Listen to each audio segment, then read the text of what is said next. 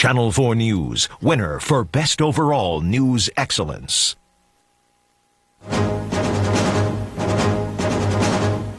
Deadly day. Car bombs in the Iraqi city of Basra killed dozens, including children. Fresh fighting in Fallujah, and in Saudi Arabia, a car bomb, 9 more dead. Cost of war. The military needs more money than expected for Iraq. How much more? How soon? Making your vote count. Remember the bitter fight over military ballots in Campaign 2000? Tonight, word that it could happen all over again this year. And disappearing doctors. One day they're here, then suddenly they're gone. Family doctors leaving the patients they've treated for years. From NBC News World Headquarters in New York, this is NBC Nightly News with Tom Brokaw. Good evening. The most lethal weapon of the terrorists is the suicide attack in unexpected places at unexpected times. It has changed the course of modern warfare, and today, terrorists were particularly deadly in southern Iraq, but this time, all 68 of their victims were Iraqi, including more than a dozen children. This on a day when more American allies in Iraq announced plans to withdraw or said they were considering it. We'll begin tonight with NBC's Richard Engel in Baghdad. It was the worst violence in the southern Iraqi city since the war began. The targets, police buildings. The aim, to punish anyone thought to be working with the Americans. But the victims, mostly civilians, just passing by. This minivan carrying school children was caught in one of the rush hour blasts. At least 10 children killed. Among the wounded, many other children. With anti-coalition anger boiling in Iraq, the crowds quickly turned against the British forces in charge of Basra. Even as police inspected the remains of a car bomb, some people claimed a British missile caused the damage. But the Iraqi Interior Minister blamed terrorists, striking in city after city. He rattled off a depressing list. We've seen these bombs over the last several months now. In Erbil, we've seen them in Baghdad and in Nasiriyah and other places. Now we see them in Basra. But escalating violence, the top U.S. Administrator Paul Bremer said, should not prevent the June 30th handover. We must not give the terrorists a victory of being able to derail the process that was agreed to. But other agreements were being broken. Today, the so-called ceasefire in Fallujah looked like this. Insurgents attacked Marines in the city with machine guns and mortars. For several hours, Marines fought back, launching grenades where they thought gunmen were hiding, and calling in attack helicopters and eventually fighter jets.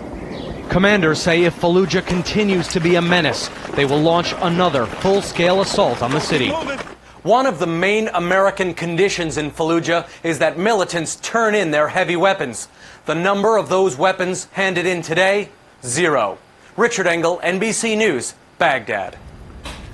Today's suicide bomb at an Iraqi police station is the latest in a series of attacks against Iraqi policemen and their facilities, and it's having a big effect on the willingness of the Iraqis to stand and fight for their own security. NBC's Jim Miklaszewski at the Pentagon with more on that story for us tonight. Jim, what's going on there?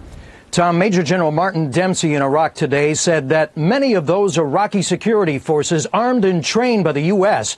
are now the enemy. When U.S. Marines launched their assault on enemy forces inside Fallujah 2 weeks ago, they expected help from Iraqi security troops. But General Dempsey said today at least half the troops either fled or fought against the Marines. About 40% of them walked off the job because they were intimidated, and about 10% actually worked against us. So I think what we have to go back and say is that we were infiltrated by about 10%. Another 40% were just flat intimidated. General Dempsey also said that it was probably a mistake to disband the entire Iraqi army early in the war. Now, these defections will not only make it more difficult for the U.S. to turn over power to the Iraqis, but could also mean that American troops will have to stay in Iraq even longer. Tom? Thanks very much, NBC Jim Miklashevsky at the Pentagon tonight. At the same time, in Saudi Arabia tonight, another deadly terrorist attack, and al-Qaeda is widely suspected. As in Iraq, it was a suicide car bomb aimed at a police headquarters, but the death toll was much lower. About 9 people were killed. As NBC's Andrea Mitchell reports tonight, this attack came after weeks of warning in Saudi Arabia and at a time when the terrorist network is spreading. The car bombers, believed to be from al-Qaeda, struck 100 feet from the Saudi Department of Public Safety, a brazen display of power. Despite weeks of intelligence warnings that even led to the partial evacuation of the U.S. Embassy last week. Today's attack, only the latest example of how al-Qaeda continues to frustrate the U.S. and its allies. In the past year, the Saudis have confiscated tons of explosives and arrested 600 al-Qaeda suspects. But their local leader, Abdulaziz al-Mukrin, has repeatedly escaped capture. And without stopping all traffic, car bombs are almost impossible to prevent. You can make them in someone's backyard. You can make them in your basement. And then it's very simple to load them into a car and you're off to the races. Another alarming trend. Officials say terror groups are experimenting with chemicals. In Manchester, England today, police searched for chemicals after discovering last weekend in both London and Amman, Jordan, that suspected terrorists were either planning to purchase chemicals or mixing them for an attack. Again today, the president pointed to progress against al-Qaeda. If al-Qaeda were a board of directors, the chairman and vice chairman might still be out there, but the middle management is gone. But experts say after losing their base camps in Afghanistan, al-Qaeda has spread worldwide, joining local terror groups in the Philippines, Indonesia, East Africa, and Europe, partly inspired by the war in Iraq. So who is winning the war on terror? A U.S. terror expert suggests that al-Qaeda may be thinking. We continue to communicate. We continue to collect funds. We continue to recruit. We continue to plan, prepare, and carry out operations. Intelligence officials say now they're being forced to shift from taking down a single group, al-Qaeda, to combating a global movement. Andrea Mitchell, NBC News at the State Department. And of course, Afghanistan remains at the turbulent center of the war on terror. Today, in the southeastern province of Kandahar, a bomb exploded near a building where the local governor was holding a meeting. The explosion killed 1 person and injured 2 more. In the same region plagued by terrorism, the United States is getting cooperation from an unusual group of allies in the hunt for al-Qaeda on the Pakistan border. NBC's Keith Miller tonight. These are America's newest allies in the war on terrorism. Tribesmen living in Pakistan's remote and lawless frontier along the border with Afghanistan have joined the hunt for Islamic militants. A 2,000-man militia now cooperating, however reluctantly, with the Pakistani army to flush out foreign fighters. The government says al-Qaeda fighters are living among the tribesmen and today gave them 10 more days to track down the terrorists or face a crackdown by the army. These people have settled in that area. They're married in the families, integrated in the tribal belt. 2 homes where tribesmen said foreign fighters were given shelter were attacked and burned down. It's estimated that up to 500 supporters of Osama bin Laden are hiding out here. And there's speculation that he could be here too. The tribesmen agreed to try to kill, capture, or drive off the wanted men to avoid a repeat of last month's army crackdown that left 120 people dead. Part of the strategy is to drive Islamic militants across the border and into the sights of U.S. Special Forces, waiting just on the other side. We would ensure that Pakistan's soil is not used for any terrorist activity, whether within Pakistan or outside Pakistan. It is in our interest. So far, the militiamen have not made any arrests, but they may be having an effect. The U.S. military commander in Afghanistan claims the al-Qaeda network has been significantly disrupted in the border area, and its ability to support the Taliban greatly diminished. Keith Miller, NBC News, Islamabad. Then there is the American price tag for these military campaigns as Republicans and Democrats alike on Capitol Hill are beginning to say out loud, Iraq is going to cost more, maybe much more, than what the administration was estimating just a few months ago. NBC's David Gregory is tracking that story tonight from the White House. David? Tom, the administration says it will need more money to pay for the war, But with Iraq already dominating the election year debate, it will not yet say how much. Speaking to newspaper editors in Washington today, the president again said the U.S. will stay in Iraq until the job is finished. And we're not going to cut and run if I'm in the Oval Office. Without being specific, Mr. Bush has said U.S. commanders in Iraq will get whatever they need. Today on Capitol Hill, Joint Chiefs Chairman Richard Myers said they need more. Additional time in Iraq is going to cost us more money. We estimate right now, we are working those estimates right now. Let me just say that. Back in February, the president's budget director, Josh Bolten, predicted it would cost no more than $50 billion to pay for operations in Iraq and Afghanistan next year. Hopefully the needs will be less, but it will all depend entirely on the security situation. Now, administration critics argue the figure will be higher, at least $60 billion. We should lay it out now, demonstrate to the American people what we're going to need so they know front end, and demonstrate to the world we mean when we say that we're staying. With 135,000 troops in Iraq now and fighting fiercer than anticipated, the Pentagon is holding back soldiers who were scheduled to come home. Officials are even drawing up plans to put fresh troops in if the Pentagon decides it needs to maintain this troop strength after July 1st, the first day of Iraqi sovereignty. And making matters worse, of course, those Iraqi security forces are not adequately trained, and members of the coalition like Spain, Honduras, and the Dominican Republic are now withdrawing their troops from Iraq earlier than anticipated. Tom. Thanks very much, NBC's David Gregory at the White House tonight. Meanwhile, the United Nations Security Council today unanimously approved an investigation into allegations that UN officials accepted bribes and kickbacks in Iraq's Oil for Food program. The program, which ended last November after 7 years, had been put in place to use $46 billion of Iraqi export earnings for humanitarian operations in Iraq while Saddam was in power. Former Federal Reserve Chairman Paul Volcker will head up that UN investigation. In the American heartland, 4 counties in north-central Illinois were declared disaster areas today after deadly storms that rolled through the Midwest last night. At least 8 people in the tiny community of Utica were killed when a tornado flattened a tavern. The National Weather Service reports a total of 51 tornadoes yesterday in Illinois, Iowa, Nebraska, and Oklahoma. Up next, NBC News in depth tonight. John Kerry tries to put questions about his military record to rest. And later, why some doctors are suddenly moving away, leaving their patients behind after they treated them for years. Hey guys, look! Heartburn on rye. We're working through lunch. Wait, that's more than heartburn. You're right. That pressure and bloating is gas. And we don't treat gas. Not even me. I do. This is a job for Maalox Max. fast heartburn plus gas relief in a soothing liquid. That's Maalox Max. Max, glad you're working the lunch shift. I work anytime. Maalox Max. When you have it all, treat it all. When these marigolds were potted, they were the same size. The difference? This.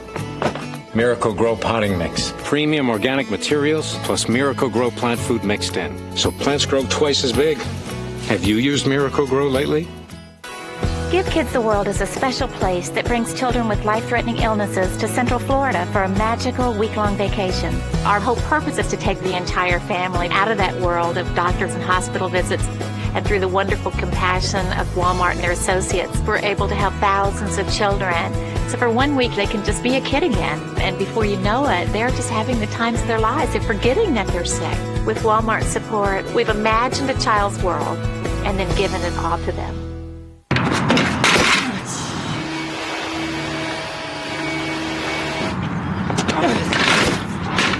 A simple-to-use fold-flat third-row seat. Just one of the many innovative features available in the all-new Mercury Monterey. So, we can't use our miles for spring vacation. Well, what do? We switch to Capital One. We improvise. Florida, here we come! Want to start collecting miles you can actually use? Hey, Florida? Introducing no-hassle rewards from Capital One. Free flights start at 9,000 miles with no blackout dates. What's in your wallet? Friday Friday, a classic Dateline mystery. A young girl disappears and a town is changed forever when the devil becomes a suspect. Dateline Friday, 8/7 Central on NBC. Tomorrow, the fight in Iraq. The battles over more money and more troops. Are they needed?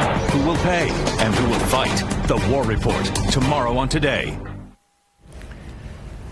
NBC News in depth tonight, war and the race for president. First, the fundraising war. New numbers show President Bush raising more than $52 million in the first quarter of 2004. It's a really surprising number. John Kerry raised almost $55 million in that same period. That's a record for a challenger or incumbent. There's also a new campaign ad war tonight and new revelations about Kerry's record in a real war, Vietnam. Here's NBC's Kelly O'Donnell. Veterans greeted John Kerry as he arrived today in Louisiana. His aides say this kind of vets welcome will now happen at every campaign stop. Reinforcements as the campaign comes under criticism for its sluggish pace, releasing Kerry's military records as promised Sunday on Meet the Press. But you make all your records public.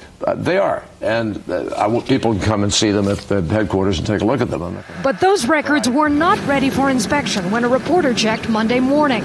With that opening, the Bush campaign pounced, saying the president released his National Guard file, and fueled some critics who questioned the circumstances of one of Kerry's 3 Purple Hearts awarded for battle injury. A third such honor allowed him to leave Vietnam. You make an assertion about your qualification, and the other campaign says, yes, but. Tonight posted on Kerry's website 150 pages of Navy records, documents that support 2 Purple Hearts showing Kerry was hit by shrapnel in February 1969 and again in March 1969. But the same paperwork does not appear for an earlier honor. The campaign says it only has a medic's treatment record from December 1968 indicating Kerry was injured by shrapnel. The website does show documents for Kerry's Bronze and Silver Stars. Tonight, another round in the air war from both campaigns. In Kerry's largest advertising buy so far, the campaign rolled out 2 new ads running in 17 battleground states. And for the first time in this general election, Kerry's ads take on the politically sensitive issue of Iraq. I would immediately reach out to the international community in sharing the burden. Kerry's senior aides make note of the direct camera angle, claiming Kerry is looking the American people directly in the eye. Red connecting and While tonight the Bush-Cheney team debuted a biting ad they call doublespeak. Kerry has waffled on his... Ads from both campaigns have something in common tonight, each side trying to define John Kerry. Kelly O'Donnell, NBC News, New Orleans. Up next, they serve their country in the military. Now, can anything be done to ensure their votes are counted in November? Okay, I open the thermocare box and I think, wow, what is this? And while I'm wondering what a heat wrap does, I realize, whoa, it gets hot. Then I put it on my aching back and it really starts to sink in. The heat, I mean. It's like a heating pad without the cord. It goes anywhere. And before long, my aching back is not aching anymore. I feel like I could do backflips. Bad idea. You never know when you'll need allergy medicine. That's why there's Alivert. Alivert starts dissolving the instant it touches your tongue, without water. It's prescription-strength, non-drowsy relief. Even Claritin can't beat. Alivert, right when you need it, wherever you are.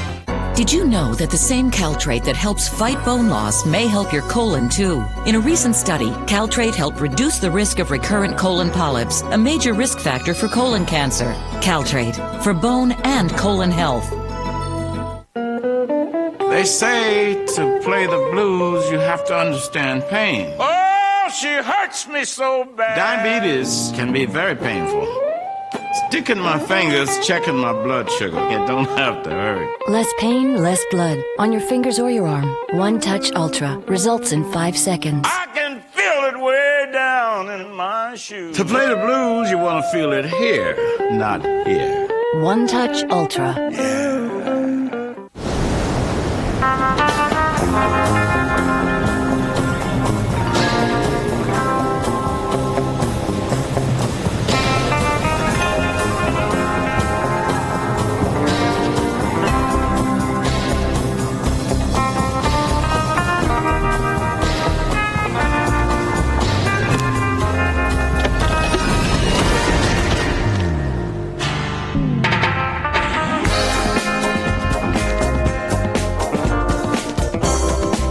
For millions of adults with high cholesterol, diet and exercise aren't always enough. But adding Lipitor can help lower your total cholesterol 29 to 45%. Lipitor is not for everyone, including people with liver problems and women who are nursing, pregnant, or may become pregnant. Simple blood tests are needed to check for liver problems. Tell your doctor about other medications you are taking, or if you experience muscle pain or weakness, as they may be a sign of a serious side effect. So take the next step. Ask your doctor if Lipitor is right for you.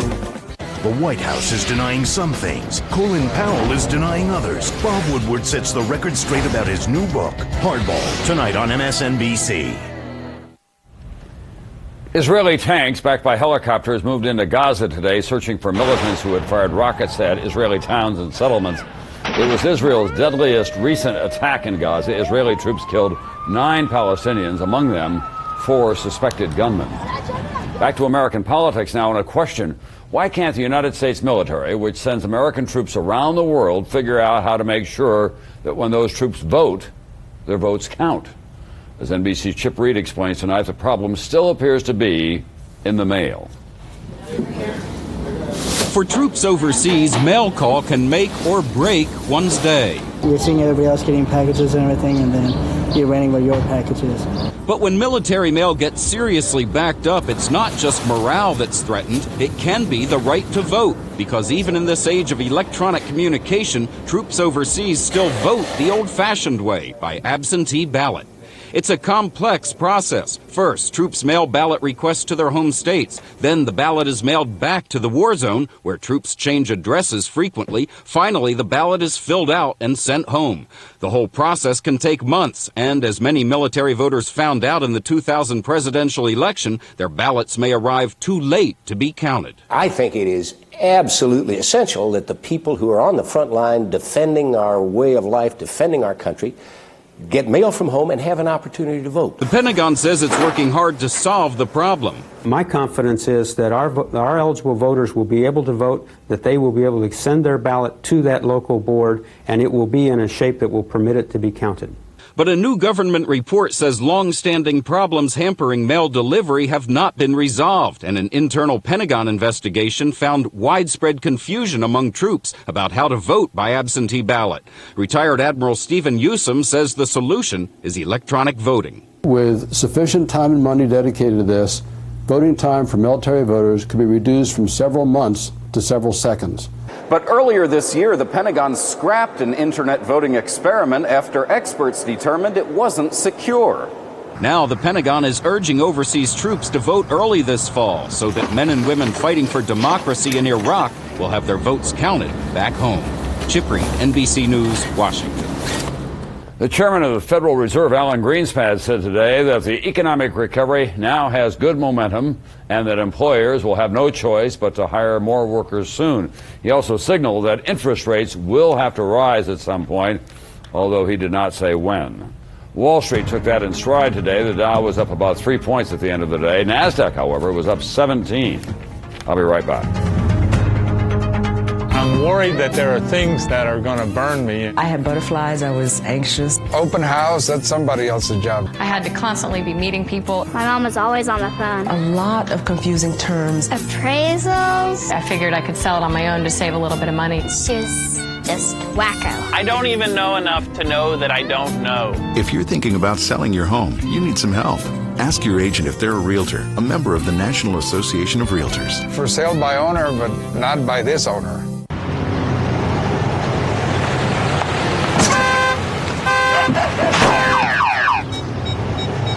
Forward and reverse parking sensors. Just one of the many innovative features available in the all-new Mercury Monterey. So, which seasonal allergy medicine will it be today, Pollen? Pick one of those, you could be suffering in 6 hours. Pick any of these and you may be drowsy. Oh no, Allegra 180. Lasts all day and non-drowsy. Why do I even keep those others around? Not one of these allergy medicines can give you long-lasting seasonal allergy relief without the risk of drowsiness, but Allegra 180 can. Non-drowsy Allegra works a long day. For people 12 and over, side effects are low and may include headache, cold, or backache. Allegra 180 works a long night, too. Long-lasting Allegra. The relief goes on. fun. We grew up playing on these hills in the vineyards. We care who our neighbors are in this town. When we heard Walmart was coming to Napa, we were very excited. Walmart filled a large empty building, and they hired a lot of our people. They gave a product that people can afford. Walmart gives us a better quality of life. It makes our lives easier. To have my own family and friends tell me how much they appreciate the store, I'm really proud of that. Their tax revenue supports our parks, our streets, our schools, and we're grateful for it. Now's a great time to try Imitrex because now you can get your first full prescription free. Call 1-800-IMITREX or visit Imitrex.com. Ask your doctor about Imitrex and get your first full prescription for free.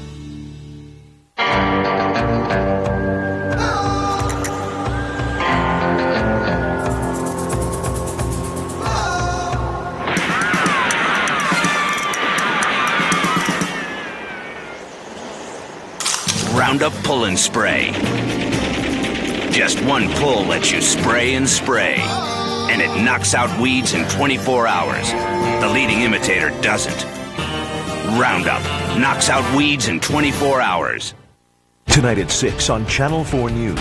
Pitting moms against dads. Will lawmakers change who gets the kids? Everyone's talking about Pedro Garcia's possible departure. Larry Brenton has the word on the street. Plus, rain and storms, some of which could become severe. I'll have your forecast coming up. Tonight at 6 on Channel 4 News. Coverage you can count on.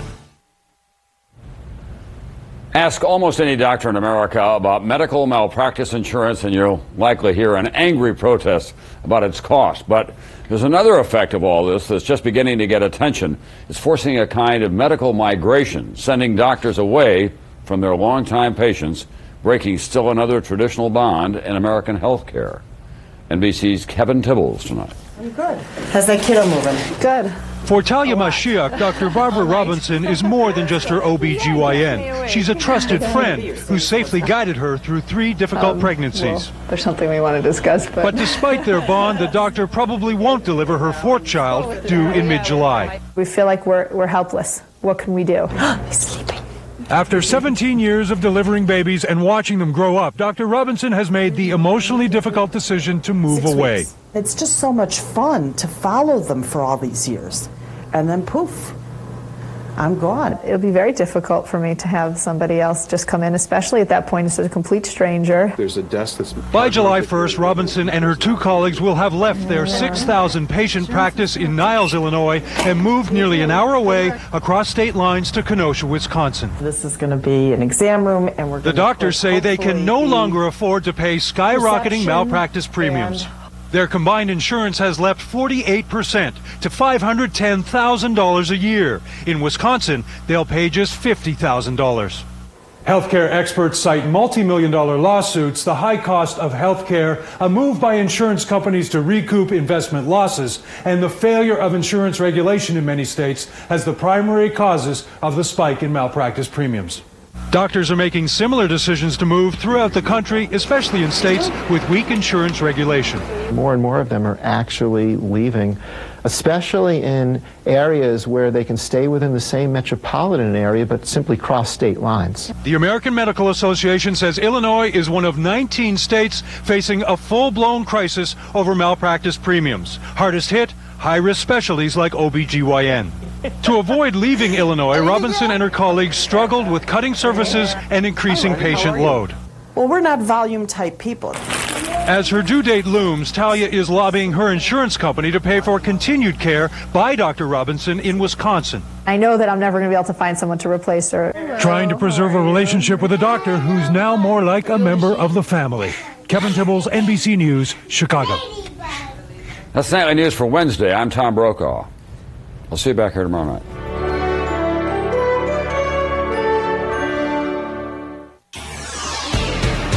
Tonight, a statewide phenomenon. Tennessee prepares for its first Powerball drawing. A daycare center with sex tapes. The dirty details are heard in court. A charity scandal brings down the Hope House director. The University of Tennessee has a new president. Who's hot and who's not? Live from the Flameworthy Awards. First, the dangerous side of Mother Nature. Middle Tennessee's #1 news starts right now. Good evening. Demetria has the night off. I'm Terry Merriman. Well, tonight, some of us are at risk for severe weather. The spring storms that spawned 51 tornadoes in the Midwest are headed to Middle Tennessee. And while the line of storms is losing some of its punch, there is potential for danger. Our severe weather team is tracking these storms. Let's go right now to Lisa and Bill. All right, Bill is catching up on the latest data nearby, and we are taking a look right now at our Fast Track 4, because the good news is what we've been watching this afternoon has really started to die down considerably. As a matter of fact, we are not looking at this point as we check our severe weather button